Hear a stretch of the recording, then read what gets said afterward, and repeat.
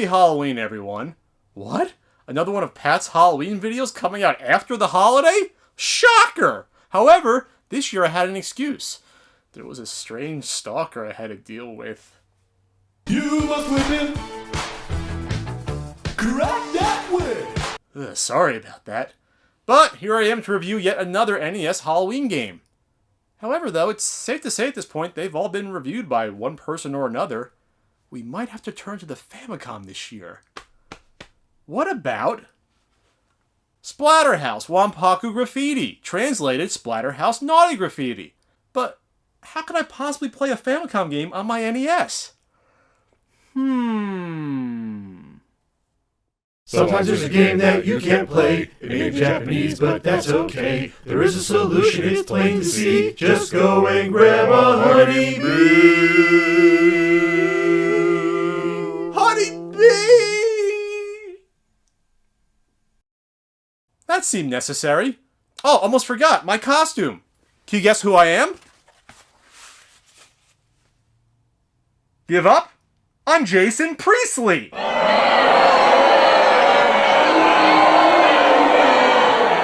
This is Splatterhouse, the controversial TurboGrafx-16 port of the arcade game which was released in 1990. It became one of the best known games on the system due to it being an action horror title with unprecedented levels of gore and violence for the time, especially in the US. It was not the first game in the console series though. That distinction went to Splatterhouse Naughty Graffiti, translated Splatterhouse Naughty Graffiti, which was released a year earlier in '89 for the Famicom in Japan. Like its TurboGrafx cousin, it was also an action horror game. However, Naughty Graffiti added platforming features and was littered with comedic elements, as well as parody references to several famous horror films. Let's begin and, wow, the title screen for a Famicom game is in English? How did that happen? It'd be as if someone took a translated English ROM and played it on their power pack. Boy, who would be unethical enough to use a ROM for an online video game review? I mean, whoa, no! Oh no! Oh, panic! Ah! Whoa! Ah! We start off at a graveyard where Jennifer is grieving over her dead boyfriend, Rick. Suddenly, a lightning bolt hits Rick's grave, and the hockey mask wearing boyfriend is resurrected. But oh no! Pumpkin King also rises from an adjacent grave and steals Rick's girlfriend. What's a hockey mask wearing cartoon man to do? Sure, it's an extremely generic plot, but that's where the similarity to other games mostly ends. Players will be greeted with a challenging, unique, and fun treat. Get it? Trick or treat! Halloween! I'm sharp today. Splatterhouse Naughty Graffiti consists of 7 various levels with multiple parts, ranging from woods to neighborhoods of haunted houses to sewers to lakes and even a pyramid? The developers did a great job switching up the gameplay settings, often with natural progressions, which you know I'm a big fan of. And these levels look nice. Parallax background scrolling, lightning effects, bubbling cesspools, grass swaying in the wind, windows clattering up and down. Not only are the levels detailed, but they are constructed to convey the appropriate tone of horror, like the random and creepy laughing mounted deer heads. Ooh, spooky. Rick is armed with an axe to take out zombies, ghouls, and all other scary menaces he comes across. Ah, zombies in video games! How unique and refreshing! I'll never get tired of seeing that. Sarcasm! Most of the enemies can be eliminated with a single swipe, but that doesn't mean the game isn't challenging. Aw, look at the mutant mouse.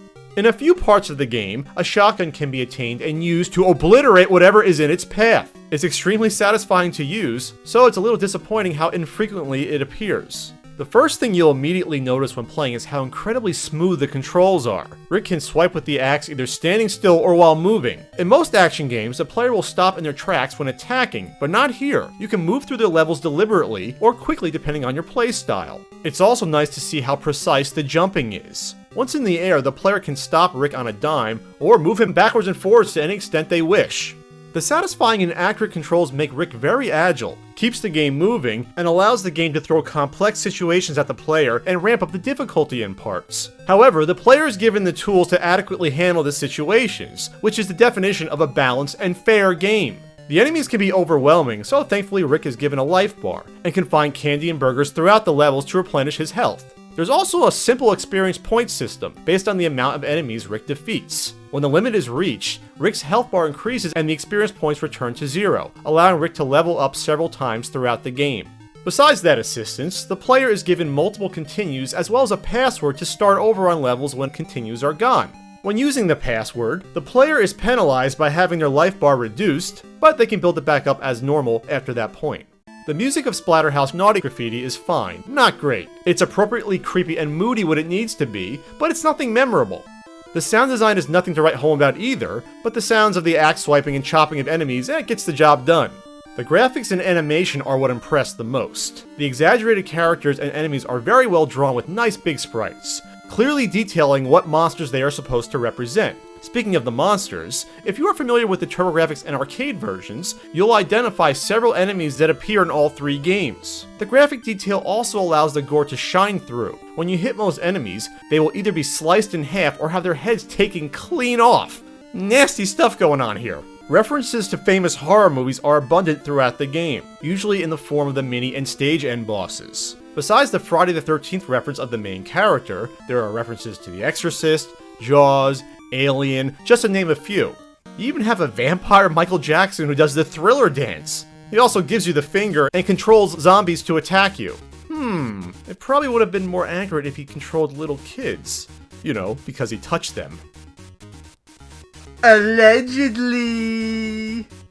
The fact that Naughty Graffiti balances horror and comedic elements so well is what makes it a rare treat. There I go, said it again. You have horrific images like possessed knives flying at you, but at the same time you have to take out headless bouncing chickens. How about the adorable toilet goblins you splat against the wall? In fact, most of the enemies you encounter are cute and cartoony, but you take care of them in horrific fashion. Ah, Mr. Pumpkinhead, how cute! And I just split your head apart. There are also a couple of hidden bonus levels in the game that, if you discover and play through, will have you arrive at a babe who will give you one of 2 crystals. Discovering these crystals results in you seeing an extended ending if you beat the game. This one will even, perform for you. What? You can pass gas by hitting a button? Weird that they would give you that option. I could comment more on the flatulence, but I'll leave that sort of lowbrow humor for other video game reviewers.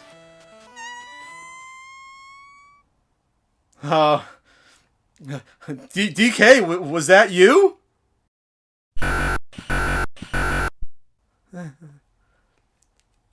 And, spoilers, the ending's a good one. You discover that you've actually been filming a horror movie the entire time. It sure beats the, oh, it was all a dream crap you usually see. I'm looking right at you, Super Mario 2. And Barbie. It should be fairly obvious by now why Splatterhouse Naughty Graffiti was never released in the US. The parody elements probably would have been fine, but there's no way Nintendo of America would have allowed imagery like crosses, pentagrams in a church, and stuff like disembodied heads hanging from trees which puke at you. The game would have to have been altered dramatically, so it's probably just as well the US did not see a neutered, watered-down version of this well-designed, unique, gory, and very fun action platformer. And that's it for this year's post-Halloween Halloween video. I think I did a good job. Not bad. I deserve some candy. Yeah, I know what you're all thinking. Pat, you're just gonna get scared like you do every year. But this year, I thought ahead. I removed the batteries.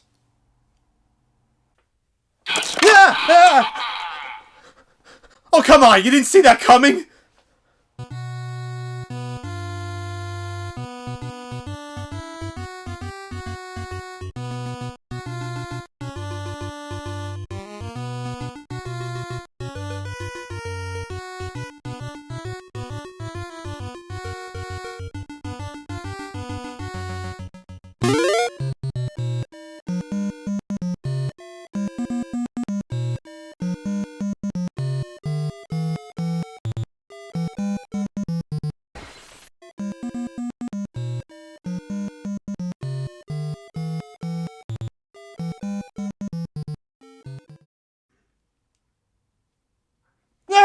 Religious symbolism in a Nintendo game review!